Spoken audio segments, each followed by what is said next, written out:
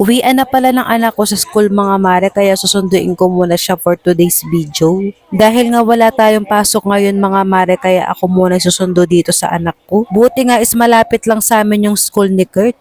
Pag sinusundo ko nga siya mga mare talagang nalalakad ko lang talaga kasi malapit lang naman. Mula bahay nga lang namin hanggang dito sa school niya siguro mga 5 minutes lang andito ka na o diba? Pag wala kasi akong pasok mga mare at nakalib ako pag may pasok si Kurt talaga ako talaga yung nagsusundo sa kanya sa school. Minsan ko nga lang mga mare masundo tong anak ko sa school niya mga mare kasi may pasok din ako araw-araw. Buti nga is nakalib ako ngayon at nataon na may pasok sila kaya ako talaga yung sumundo sa kanya. Siyempre mga mare kahit busy tayo, kahit working mom tayo, paminsan-minsan mas maganda rin na sinusundo natin yung anak natin sa school. Bago nga kami umuwi ng bahay namin mga mare, pumunta muna kami dito sa Talipapa. Bumili na nga ako dito ng pang-ulam namin mamayang gabi para hindi na nga ako pupunta dito mamaya. Bumili nga lang ako dyan ng sibuyas, bawang, tapos itong repolyo. Tapos itong anak ko humihirit pa nga sabi niya bili ko daw siya ng palamig at naiinita na daw siya, Diyos ko po. Habang naglalakad nga kami dyan pa uwi, niisip ko pa nga kung ano pa yung mga wala sa bahay na kailangan bilhin. Bigla ko nga naalala mga mare, wala na pala kami bigas kaya bumili ako ng ilang kilo tapos itong dishwashing.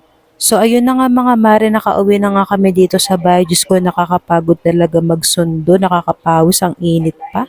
Fast forward nga mga mare, Diyos ko, 6:00 na pala to ng hapon mga mare kaya nagsaing na nga ang babaeng to. 2 gata nga lang yung sinasaing ko mga mare kasi 3 lang naman kami kakain. After ko nga magsaing mga mare, pinuntahan ko nga tong anak ko at sabi ko sa kanya mag-practice siya magbasa ng English. Buti nga is masunurin tong anak ko sa akin mga mare, pag may sinabi talaga ako sa kanya talagang sinusunod niya talaga. Medyo may takot nga tong anak ko sa akin mga mare pero okay lang yun. Ayoko kasing walang takot sa akin yung anak ko mga mare kasi kahit anong utos mo dyan talagang hindi ka talaga susundin yan. Ito nga anak ko kasi mga mare, pag may sinabi ako dyan, kapag may pinagawa ko sa kanya, kunyari pinahugas ko siya ng plato, magbasa siya, talagang gagawin niya talaga agad yun mga mare. Sinanay ko nga rin siya mga mare, kapag may inutos ako sa kanya is gagawin niya agad, ayoko kasi ng mamaya-maya. So ayun na nga mga mare, magluluto pala tayo ngayon ng ulam namin. Ang lulutuin ko nga ngayon mga mare is itong corned beef na may repolyo para healthy naman tayo o diba?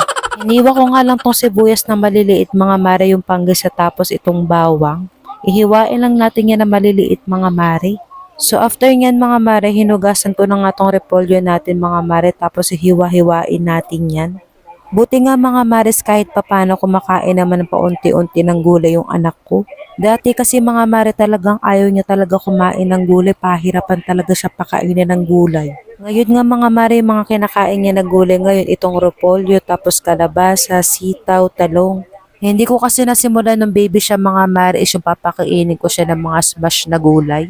Kaya nga nung medyo lumaki-laki na siya mga mare, Diyos ko, nahirapan talaga ako pakainin siya ng mga gulay. So ayun na nga mga mare, ginisa ko ng ating sibuyas, bawang natin, tapos ilalagay na natin tong corned beef natin. So ayun na nga mga mare, yung gagawin pala natin habang baby pa lang, dapat pinapakain na natin sila ng mga gulay. Halimbawa mga mare, yung dinurog na kalabasa, yung mga prutas. Pag nagkaroon nga tayo ng baby number 2 mga mare, talagang papakainin ko na nga ng mga gulay-gulay habang bata pa. Charot lang, di pa ko ready, haha.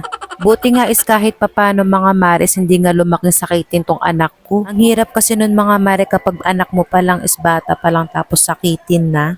Pag nagkasakit nga tong anak ko mga mare, minsan lang niya magkasakit pero matindi naman. Pinakaayaw ko ngang part dito mga mare ng pagiging nanay natin is yung pag may sakit yung mga anak natin. Yung tipong nakikita mo sila mga mare na nahihirapan tapos parang gusto mo na lang talagang akuhin yung sakit nila. Gusto mo ikaw na lang talaga yung magkasakit.